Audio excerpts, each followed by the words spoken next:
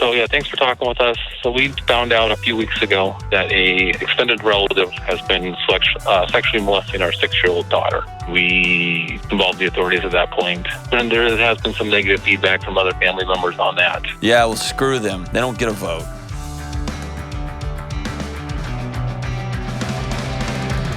What up, what up? This is John with the Dr. John Delony Show. So happy that you are with us. Talking about mental health, relationships, I don't know, education, school, whatever's going on in your life that involves people, that's what we're here to talk about. If you want to be on the show, give me a shout, 1-844-693-3291. It's 1-844-693-3291, or you can go to johndelony.com/ask. Two big deals today. Number one, James is out, and Will Rudder, the guru, is driving. And here's the thing. So James is an incredible guitarist, and he mostly plays Fenders. But here's the thing. James and I were in one of the greatest metal bands of all time for one show, and he played a Gibson the whole show, and it made everything. I mean, it was incredible. It changed him. Now he doesn't shave at all. He bathes rarely. It's a whole thing. He wears leather pants around the office. It's awesome. And then there's Will. There's Will. Will is a better guitar player than me by like 1,000%. Can't even hold a candle. Here's the problem. Will loves Creed, and he plays a Paul Reed Smith. And if that's inside baseball for you folks who don't play guitar, just Google it. In fact, don't. You don't want that in your search engine, because you'll start getting things like ads for, I don't know, weird shoes and Hyundais and stuff like that. It's a whole underworld. Just don't become a Paul Reed Smith person. And I also say that out of jealousy, because Will's he's just better than me. I have to just own that. Here's the second thing. So Kelly, so great.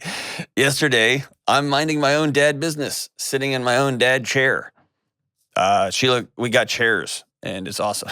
I said that, so we got like chairs that are comfortable to sit in, not just like wooden chairs. We've never had those in our house. And Josephine comes in, my daughter's 6, and here's a direct quote. Dad, mind you, like sun shines out. It's like 5:30 or 6 o'clock in the evening. She just sticks her head out of my bedroom. Dad, have you ever seen Mom naked? And I thought to myself, I guess we're doing this now. And I was like, yes, I have. To which her face looks like I just grew 11 heads and a couple of arms. It was stunning. And the only natural question that she could follow up with was, has she seen you naked? I was like, oh, man. No, your mom actually closes her eyes. No, I did. I was like, yeah, she has.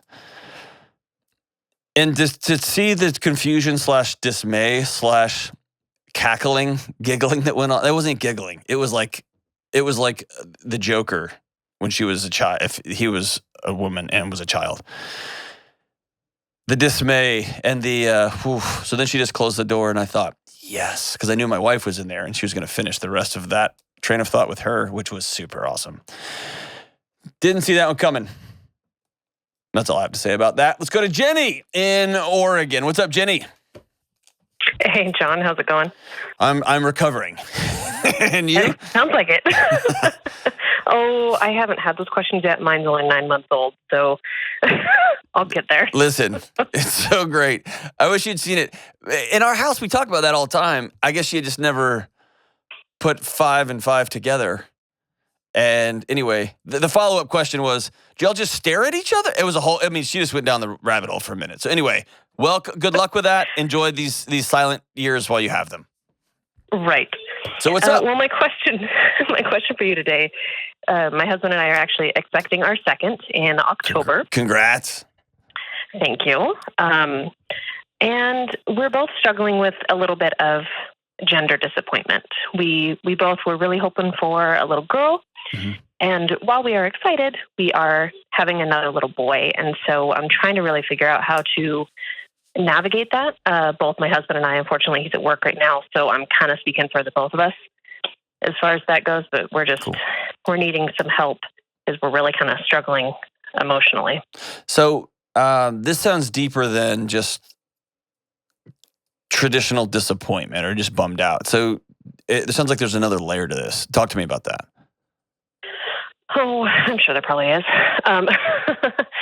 So we found out last Monday, we found out we were having a little boy, and I slept on it, and I'm actually better with it, and I'm really starting to lean more towards excitement and the idea that our kids are going to be 15 months apart, so they'll have, they'll be little brothers, they'll be able to wrestle together, play, that kind of thing. And there's going to be pee everywhere. There is everywhere. Fantastic. That's right. Okay, so what you just described a perfect.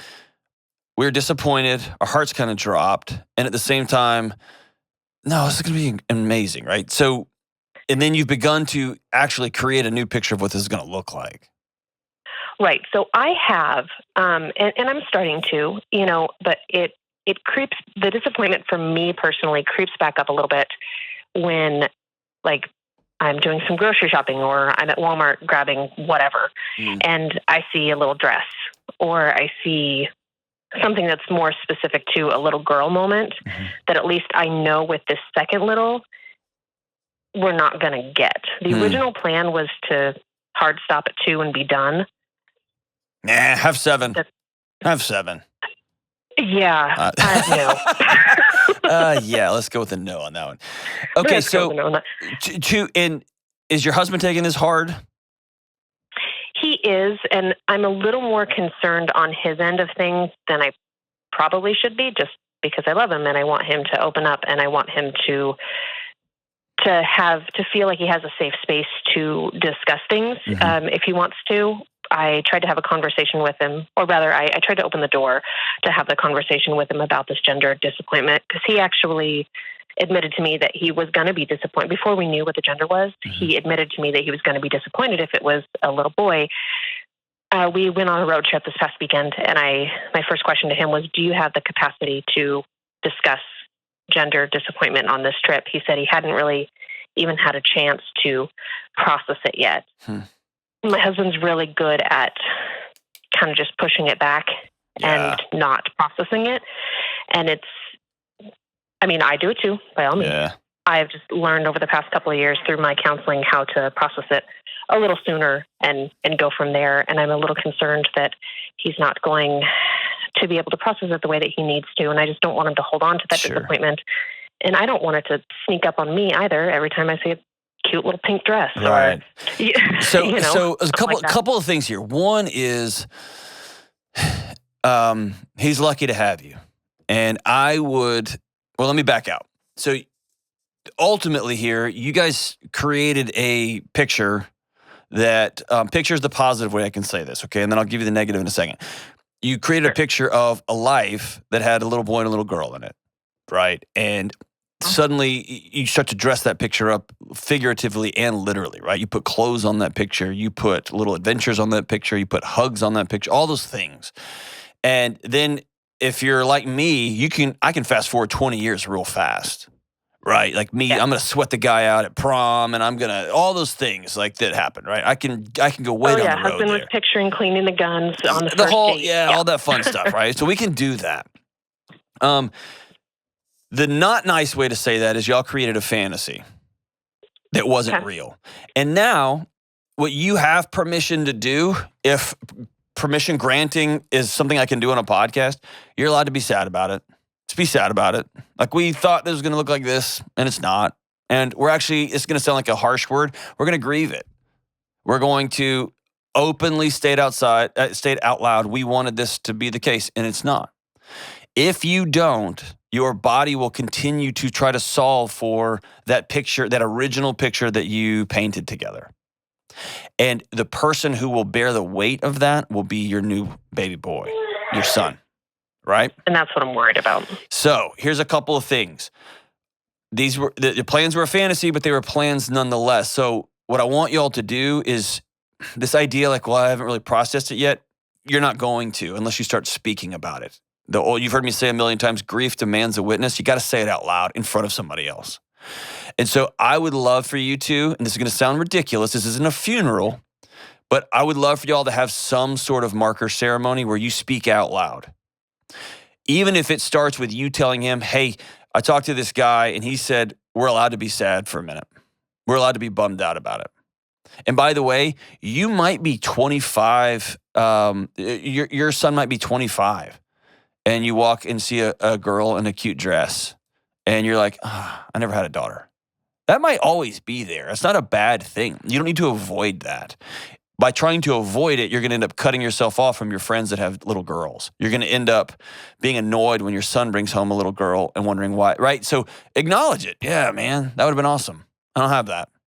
And then be on about your day. You hear what I'm saying? Mm-hmm. I would love for you to have some sort of ceremony that says, all right, we're going to go on a road trip together. We're going to get some time together. We're going to sit down and be honest with each other about how we feel. This thing hurts. This is hard. I had a picture of this.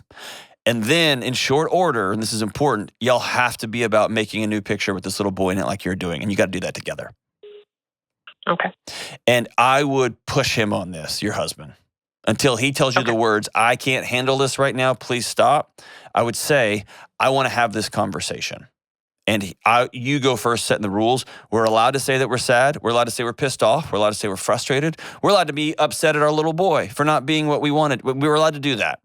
And then we're going to put a pin at the end of that. We're going to put a period at the end of that sentence. And then we're going to start writing something new. Is that fair? Yeah, absolutely. Cool. One other thing. I would stop using the phrase gender disappointment. Here's why. Okay. It sounds really close to some sort of diagnostic. Like I've got anxiety. I've got depression. We are together. We have gender disappointment. As though this thing is happening to you. Does that make sense? Yeah. I would rather it be less of a thing, like less of a an Instagram or Pinterest-y kind of word. I'd rather it just be, yeah, dude, we're super bummed out. And when you say we're super bummed out, we're choosing to be sad for a season, your body takes ownership of that. You take ownership of that. And it's not some thing that's descending upon you. Like I have a thing. Nah, you don't. You're just sad, man. I'm bummed out. I wanted to have a daughter and I have a son now. And I wanted my kids in the order, like I had drew it up that way.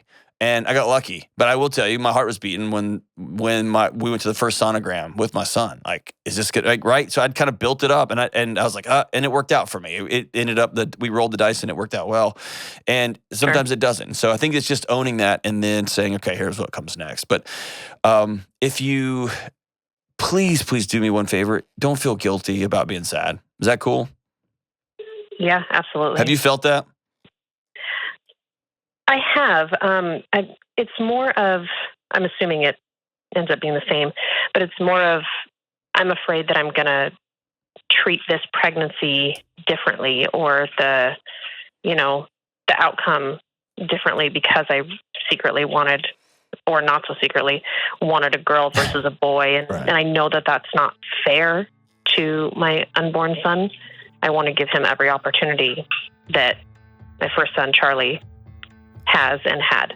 Yeah, and I think you will. I think the important thing is to shift the disappointment towards the fantasy, towards the picture y'all had, not towards the kid.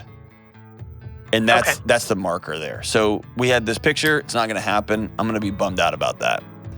And now we're going to create something new. And I'm going to look at this little knucklehead and just be completely in love with this ball of chaos that's coming our way. But again, all that starts with being honest with yourself, saying it out loud, owning it, and then being able to say, okay, what comes next? What are we going to do next? But man, Jenny, for whatever it's worth, you're right where you need to be. And both little boys are going to be lucky to have you, and your husband's lucky to have you. Let me know when he's born. Send us a photo. Can't wait to cheer you on, man. We'll be right back. Hey, Dr. John Delony here. Let's talk about sleep, my friends. It's one of the best things you can do to improve your mental health and your physical health, and one of the biggest areas we neglect. It's time to change that. And for me, getting good, deep, restorative sleep starts with a good mattress. That's why my family sleeps on DreamCloud mattresses. Right now, DreamCloud is running their biggest offer ever exclusively for our listeners. $499 in accessories plus an additional $250 cash discount. That's like $749 in accessories and savings. Pillows, mattress protector, luxury sheets, all of it. It's time to get the rest your body and mind needs because your mental health matters. This means prioritize your sleep. It means get 7 to 9 hours of sleep each night. That means ditching the 10-year-old hand-me-down mattress that you got from your weird aunt a long time ago. Go to dreamcloudsleep.com/Delony or dreamcloudsleep.com and enter promo code Delony to get your new mattress and enjoy your savings and start sleeping today.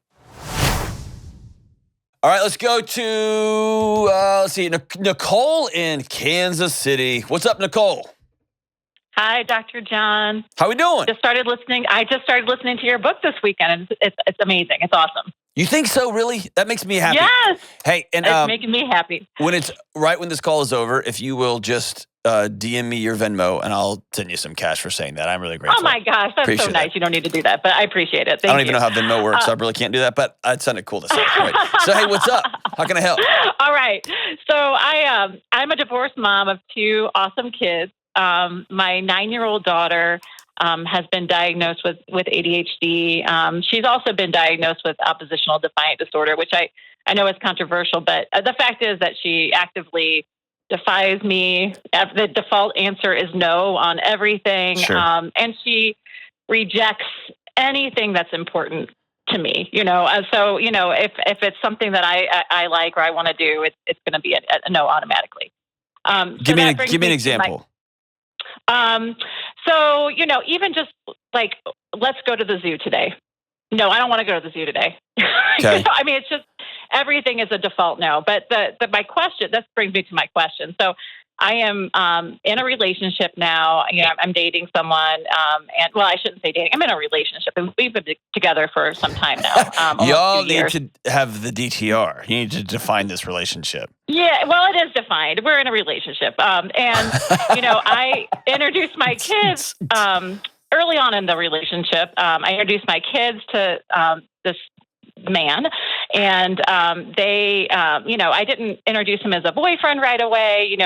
We just kind of hung out in a park a couple times, and went to like Steak and Shake, but at the time my very, very jealous ex-husband freaked out, and so it sort of set me into a spiral of this is too early, I shouldn't be doing this, and then COVID came, and the truth is, it's been about 18 months now. I'm still in this relationship, and my daughter, I've now told her that I have a boyfriend, and she is angry, and she tells me all the time. It's now becoming like a part of what she brings up when she's upset. Uh-huh. So, if I make her mad in some way, if I place a boundary or use some discipline, the line is, I hate you. You shouldn't be with this boyfriend. I don't like you. I don't like him. And, I don't ever want to be around him. And it's really holding me back from, I feel like I'm living 2 lives in a lot of ways, where I have this life where I'm in a relationship and it's very good and it's very solid. And then I have a separate life when I'm with my kids. Mm-hmm. And I'm feeling really stuck. And so I would love some advice on how to move forward. You got it, man. Thank you so much for so clearly laying this all out. That's really helpful. All right. So we could have a whole show just pulling this one call apart. Okay. You got several things here. So I'm going to throw a lot at you. You stop me if you want me to dig into things. Okay. And I was just feverishly taking notes while you were talking here. Okay, so I want to back out to ODD, yeah, you know me, and ADHD, okay? Mm-hmm. The most compelling argument I've read, both physiologically and psychologically, is that those 2 disorders, if you want to call them that, are a combination of genetics and combination of experience, whatever. It's a body's response to chaos. Okay. Yeah. So you see that a lot in divorced families. It's kids, because there was something leading up to the divorce too, right? I mean, there was a season leading up to this. And so that's the thing. It's like this has been her way of being her whole life. long Right. before the divorce. Right. But So I hear that. So I don't want you to go in the mirror and be like, I ruined my kid and all. That's not going to help anybody, okay? It's just saying, okay, I'm going to let ADHD and ODD and whatever other labels somebody wants to throw at your kid. That's fine. That's a context, not an excuse for how we're going to treat one another, how we're going to live in this house, how we're going to do life together. Okay.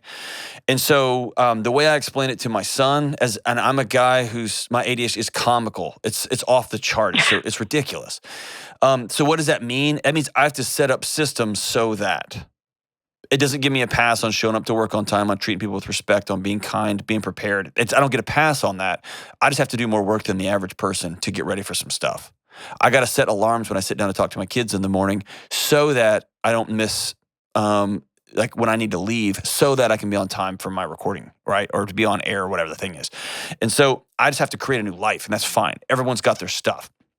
But often when we have young kids, especially kids of divorce, that are really acting out hard, or they're really struggling with focus and attention, or they just sit in the back of a room and they disappear, we tend to lean into, they've already had enough. They've been through enough. Like, let's just let this thing pass or this pass. And here's what a kid is screaming for. A couple of things. Number one of the most common child fantasies is that my mom and dad are going to get back together. If I can just get them to see me in the right way. Some kids double down on making straight A's. They become the perfect kid. They think they were the problem.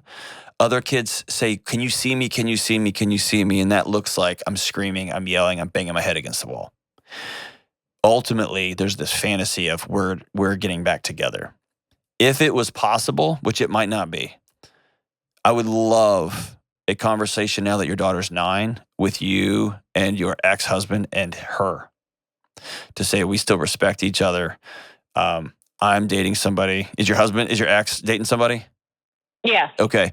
We still respect each other. You're still our baby girl. You're still the number one in our lives when it comes to our kid. I mean, you're still so important. Let her know there's a period at the end of y'all's relationship sentence, right? We're moving on here. That may not be possible. Not all exes are that mature and that grown up, but that would be a gift to your child. It'll hurt and it'll be a mess and it will cause kicking and screaming, whatever, but it will allow her to begin to toggle out of, if I just do something, they'll get back together. And that leads me to, you, mom, are giving way too much power to this 9-year-old. Yeah. That's what my therapist says too. Well, listen, it's not only, when I say you're giving her too much power, you are, but that's not about you. She can't handle the weight of what she's trying to carry around because she's 9. Yeah. And she's heartbroken. And her brain is firing all over the place, right? She's got some true neurological struggles right now, or psychological struggles, or both. And so I would begin to, in short order, really reclaim the ownership of your home. What does that look like? When your child says, I wrote this down here, I hate you. Number one, she doesn't. She doesn't have words for my body reacts when you come in the room because I feel like I screwed something up, like I broke up my family, like I'm 9 and they didn't love me enough to stay together. All those things are overwhelming her 9-year-old little brain. And it comes out, I hate you. That's the only language she has. A response to that is, I'm so grateful that you felt brave enough to share that with me. We don't use the word hate in this home, but you are welcome to not like me right now. And you're allowed to do that. So thank you for sharing that. Yeah. And here's what she's finding. She is not responsible for mom's emotional regulation. And if she can get you off kilter, then she has the power in your home. And if you flip that on its head, she feels responsible for how mom is doing, how mom feels. And she cannot carry that weight. It's too much. Yeah. And so taking the sting out of, I hate you. You just know this. Just hear me say it. She doesn't hate you. She loves you. She just doesn't know what's happening in her body. So cool. And does she weaponize it? Does she all over dad? Like he's the best, he's the greatest, the whatever? Yes. Oh, yeah. There Yeah. She loves dad. She loves dad's new girlfriend. Oh, the best. So she's awesome. She talks about the new girlfriend all the time, and then it's like she hates me, hates my boyfriend, right. You are not living your about life for the approval of a 9-year-old. Oof, yeah. Okay. You are using your wisdom and your strength and your grief to parent this young child through a really tough situation. Some kids won't talk. I've continued to get messages back that are really, they fill me up. They're awesome. Of parents whose kids wouldn't talk to them. Either they were annoying or they were like, shut up, mom, I don't talk to you, whatever. And they started doing the journal on the bed. I write a note to my kid, and then they write me back. And the feedback I'm getting is it's phenomenal. Like, it's such a comically easy tool that parents didn't know about. Kids won't say things sometimes, but they'll write them down. And it may be, I hate you, I hate you, I hate you. You're an idiot, I hate your boyfriend. The response is, thank you so much for sharing that with me. He's a really great guy, and I look forward to the day that you feel safe around him. And leaving it at that. And it's going to slowly take the sting out of that stuff, and she's going to realize this isn't working, and mom still loves me. And I can't punish my mom because my mom's a grown-up and is not allowing me, a 9-year-old, to punish her, right? And you know this. It's just going to be y'all have a road to hoe, man. You're going to have a young daughter that's going to be constantly asking herself what she did wrong, and it's going to take some really wise parenting, co-parenting on you and your ex to let her know she didn't do anything wrong. She's a lovely, wonderful young girl. And then, man, at some point you got to bring if this guy's going to be part of your life going forward, your daughter feels that gap. She feels that there's two moms too. Yeah. A mom that's getting dressed to go out, who's excited to let the burden of this whiny 9-year-old and this chaos of a house go, so I can just go out to eat and be with another grown-up who actually likes me. And she feels that. And so there's got to be some sort of, hey, he's going to come. You are welcome to join us for dinner. You don't have to say anything. And after dinner, then you can go watch something or whatever, go play some games or whatever. But I'm going to set the boundaries here. And here's one quick trick with a kid who struggles with oppositional defiant disorder. It's just funny. I may have talked about this on the show or not. My wife was talking we were at a parent-teacher conference, and my son doesn't have that, but we were talking about discipline, and I think it's called conscious discipline, if I remember. It's an educational technique. Okay. But they were discussing it with each other. So it was my wife, who's the scholar, and was sitting down with a teacher, and they were talking about how they do discipline. And I was listening to them explain it back and forth, and finally I stopped and I looked at my wife and said, "You do this to me." And she smiled real big and was like, "Yeah, I do." So here it is. It is giving this child a framed sense of ownership. So instead of saying, "Hey, we're going to the zoo today. Is that going to be great?" Then no, you suck. I hate you. We're not going to the zoo. Yeah. Zoo's the worst. Yeah. It is, here's 3 options.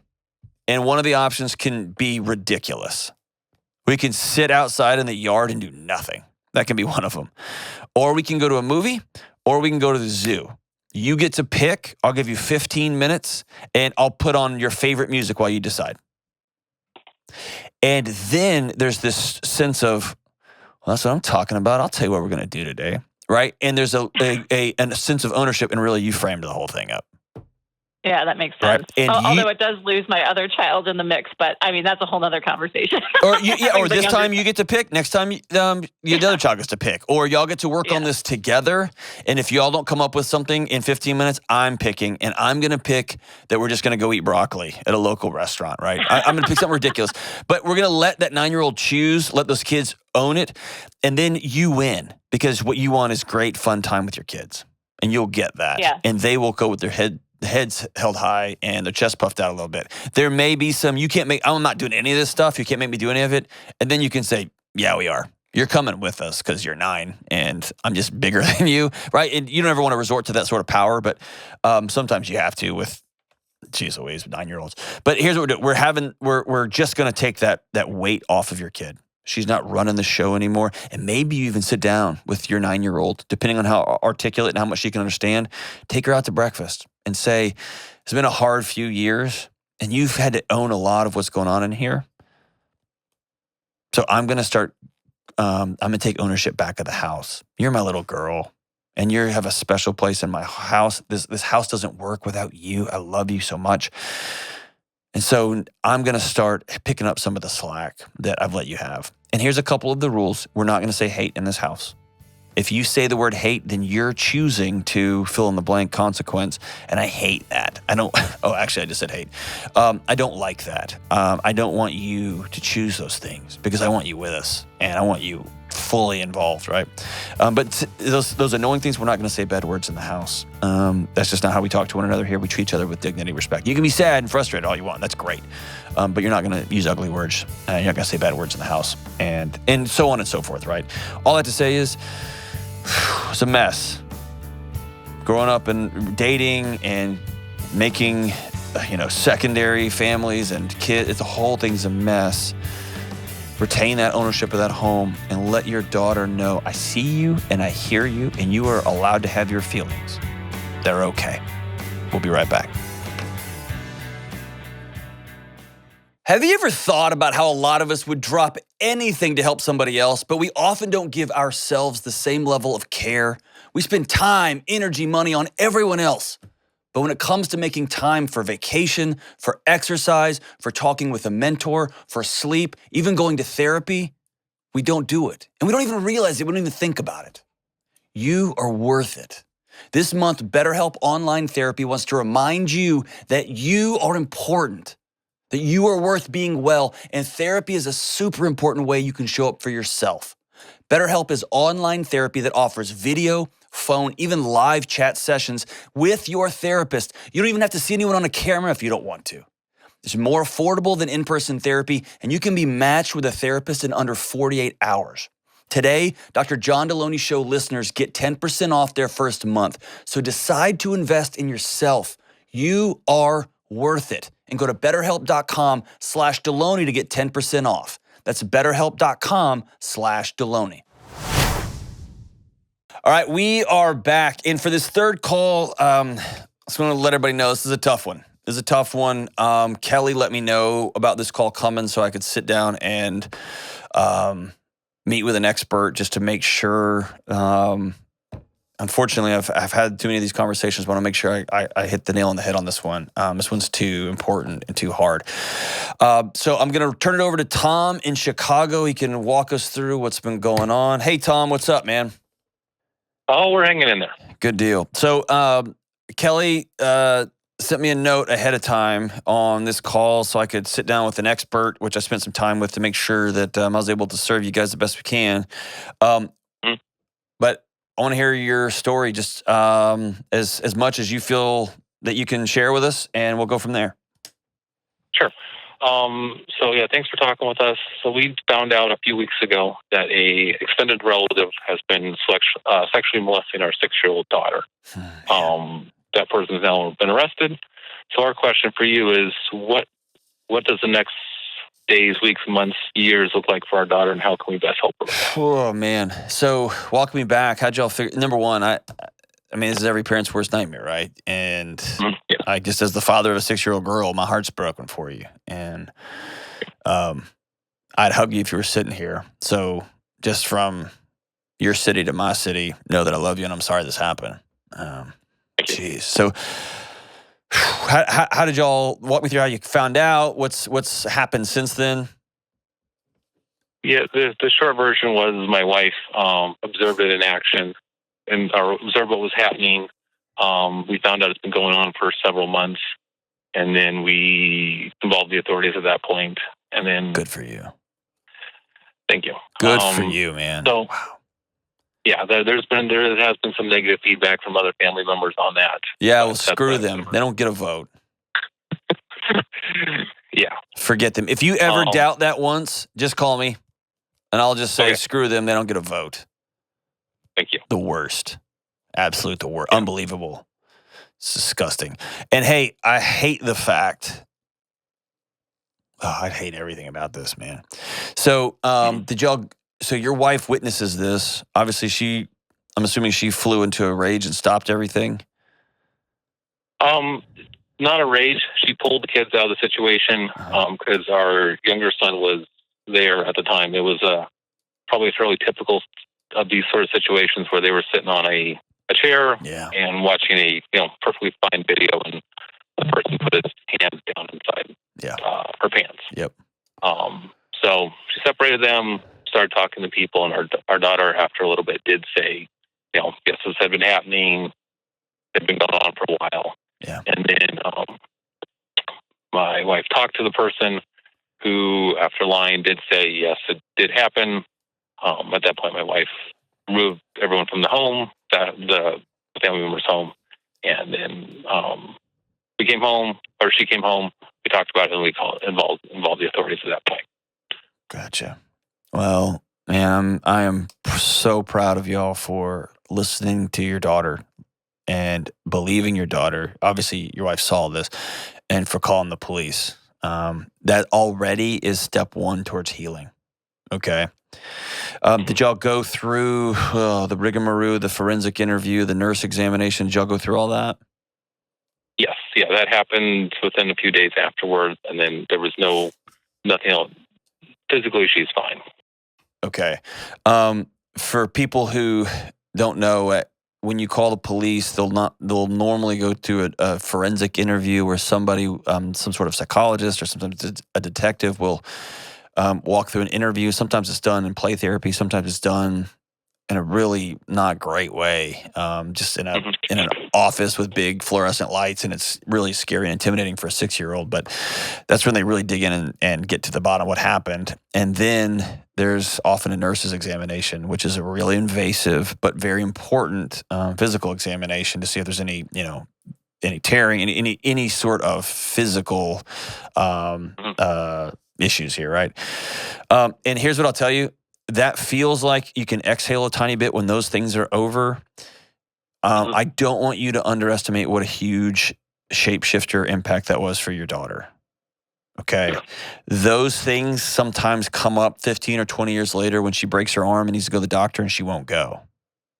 Or when she's struggling with anxiety and won't go talk to a counselor because the whole process feels like it's all wrapped up into this one thing. You know what I'm saying? Right. Okay. So what has been the next steps? Have you all called somebody? Have you all started talking to somebody? What's been the next steps? Or has it just kind of been a freeze moment? A little bit initially it's a freeze moment. We had to freeze from that point, and then we started talking. We've talked to our pastor and his wife, who've been very helpful, some other close friends, and then we have talked to a couple different counselors. Okay. Who have, been very helpful from, their different points of views. The real thing we've been dialing down on, which our pastor gave us as advice, is really just work on connecting with our kids. Okay. Not specifically our daughter, but both of them. Yeah. All right. I'm going to be real straightforward here. Okay. Mm-hmm. And I'm assuming you're a pastor, so you're a person of faith. Yes. All right. So I'm speaking as somebody on your team. I'm a person of faith too. Okay. Not a big chunk of our listeners aren't. That's fine. I want you to hear that I'm not coming at you, but I'm saying this sitting on the pew next to you. Okay. Sure. Yep. I'm actually not going to give you the ins and outs of what to do with your daughter. Here's why. This is not a moment for armchair quarterback in this thing. This isn't a moment for Googling. This is not a moment for pastors. This is not a moment for guidance counselors. This isn't a moment for asking people their quote unquote wisdom. This is a stop the presses, find a trauma-focused cognitive behavioral therapist, a TFCBT therapist in your community, and work a plan. And there's plans called Seeking Safety. There's some really extraordinary processes with a trained professional. What I don't want you to do is to think we can just do some things and then it will be cool. And we'll just keep checking in with such and such. Your pastor actually gave you some great advice, which is rarely the case these days, unfortunately. You got some great advice. Connection's important, but that's at the periphery, okay? Sure. That is like if you think of somebody who's scuba diving and they need oxygen and then they need the tank and then they need the boat. Your pastor just told you to put gas in the boat, right? It's peripheral to the person at the bottom of the ocean right now, okay? Your daughter over time with a therapist here's what she's going to relearn. She's going to relearn what good touch is, what safety feels like, that a despicable, evil thing happened to her, but she's not despicable or evil? That somebody committed a great, shameful, evil act against her, but she's not shameful. Her body's not shameful. Sexual intimacy when she's married and down the road is not shameful. And somebody's going to have to walk her through this, and she is 6. Okay? Here's what that looks like. They're going to teach her body to not spin up on her when somebody begins to invade her space. And there's just a process to that. What I'll tell you is on the back end of the process, the healing rate is really extraordinary. It's unbelievable if you get with the right person. Teaching a 6-year-old how to reclaim autonomy of their body after someone has taken it from them, particularly somebody that they trusted, it's just hard. Just hard. And so I don't want to badmouth preachers. I don't want to badmouth people. I'm not doing that. I'm just saying this is one of those moments. You don't try to change the oil in your driveway on this one. You go to the dealer mechanic on this one and get the right work done. Okay. Some people will say, I don't have people in my area. I don't have whatever. Then you drive. You figure it out. Somebody goes to part-time for a year or 6 months, and we drive or we get hotel. I mean, we figure this thing out. This is really hard, okay? Here's the second or third, or I don't even know what number we're on here. Inside your house, when your kid talks about this, has she brought it up ever? Has it come up? No, not really. She's talked about the person who did it, and not in a negative context, but more like, hey, I'd like to go do this with this person, or they used to do this with me. Yes. Things like that. Okay, I'm going to tell you some really hard stuff right now, okay? One of the great evils of sexual abuse with children is being able to toggle apart, to pull apart. That felt good. With this was wrong. You know what I mean? Yeah. It's when the first time I heard an 8-year-old explain to me how she liked what was happening. That was one of the only times I've ever felt close to physically vomiting in a conversation with a kid. It's brutal. Okay. And so, yes, there's going to be this weird, hey, can I go back and see? Because I don't fully grasp the depth of what has happened to me. Right. Right. And so here's an important thing I need you to put in your back pocket, and your wife and anybody else you trust and love with your kid. Conversations will come up over time. And anything this is not for fixing your kid. You can't fix anything here. What we're looking for is, I want you to say, I see you, I hear you. So when it comes up, did you know that this happened to me? Do you remember when so-and-so did X and Y and Z? The response is not a list of things we've Googled or that we've got from somebody. It is, I'm so sorry that happened to you. That should not have happened to you, and I love you. That's the answer, right? So we're always going with, I see you and I hear you, and your feelings are valid, and what you remember is valid. I believe you. Not, I'm going to fix this right now in this conversation. Because what she's doing now is she's re-practicing safety. Who's safe? And the person who tries to dump a bunch of info on her, a bunch of facts and this and this and this into that 6-year-old, 7-year-old, 9-year-old, 15-year-old little brain is not safe, okay? Safe is, I see you, okay? And here's another heavy one that I see a lot. If you or your wife or your family members break down when this conversation comes up, which it will, or when she says, hey, I want to go see so-and-so, I want to go see Uncle whoever or whoever, and you go, either you break down crying or you fly off into rage or whatever that over emotion is, what she's going to quickly learn to do is to help you emotionally regulate yourself. And that's not her job. Okay? So there is feeling sad, and there's feeling heartbroken, and there's letting her know, I choose to be angry about this because that shouldn't have happened to you, or what happened to you was wrong and that shouldn't happen. You are too precious and too wonderful and too important and too brilliant and too beautiful and too strong. It should never have happened to you. There's a difference between that and just a fit of weeping and rage. And you might have the rage, you might have the weeping. I sure would. I'm going to have my extreme moments with my counselor. Okay. I'm going to have my extreme moments with my group of guys that I meet with on a regular basis. Those guys can handle the weight of my friendship in those moments. A 6 and 9-year-old can't. What I don't want a 9-year-old doing is saying, if I talk about this, it makes daddy really sad. And so I'm just not going to talk about it because I love daddy and I don't want to be the one making him sad. You see how that math works for a kid? Yep.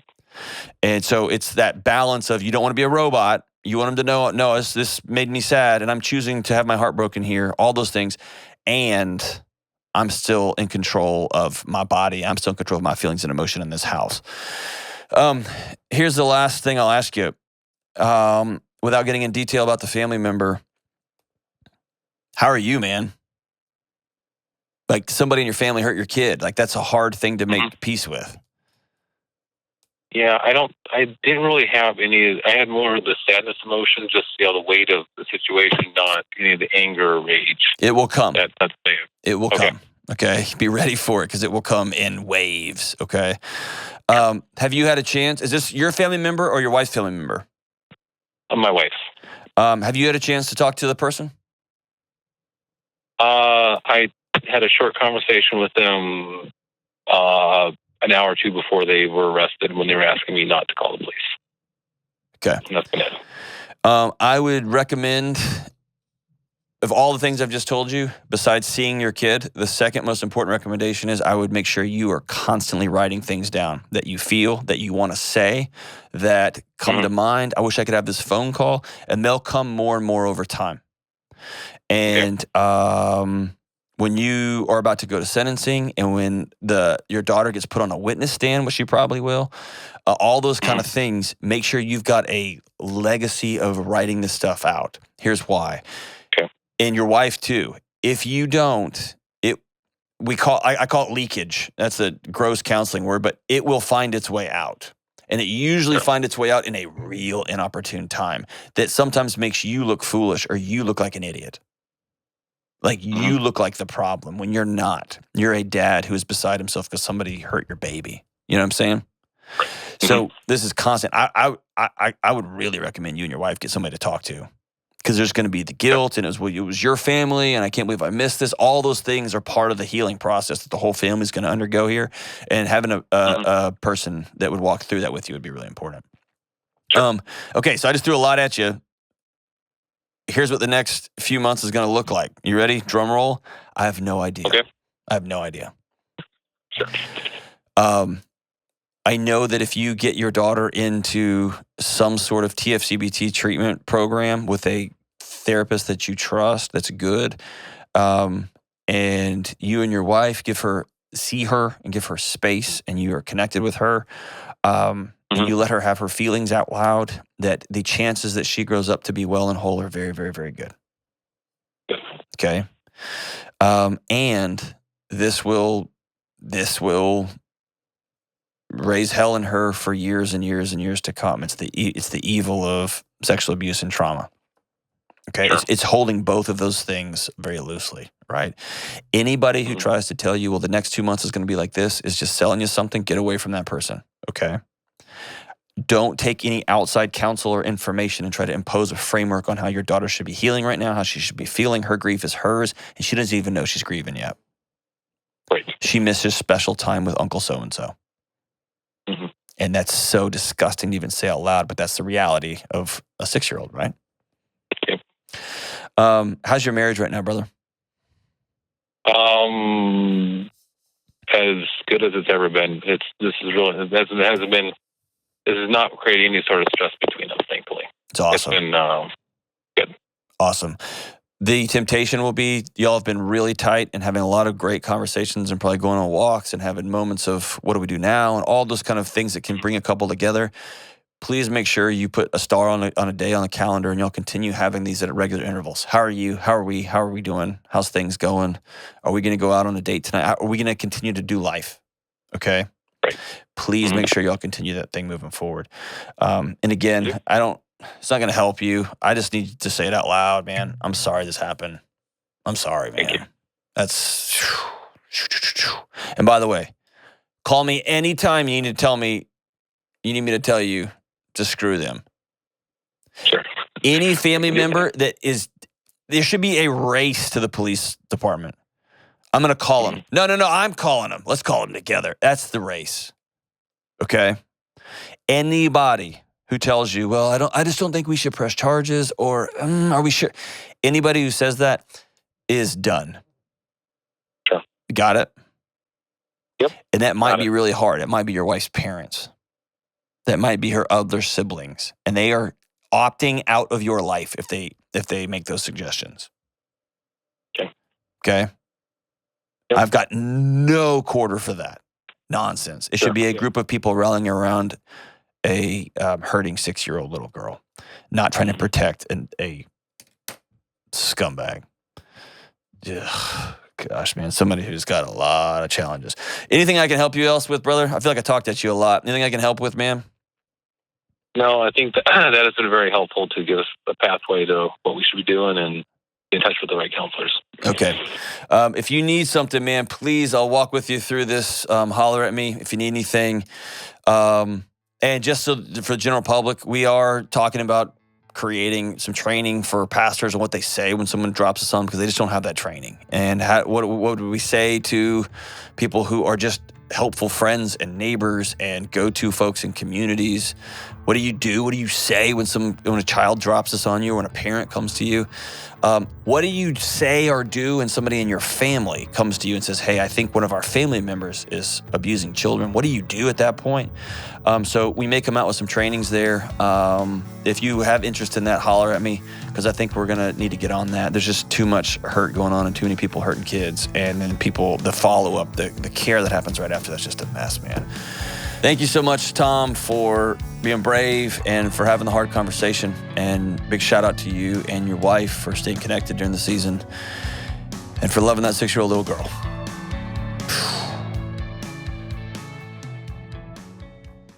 It seems so easy, but most of us way undervalue real, genuine relationships. Our friendships, our marriages, we don't know what we're doing, and instead of diving into the mess, we accept shallowness and distraction, and we wallpaper over our loneliness. So let me say this boldly.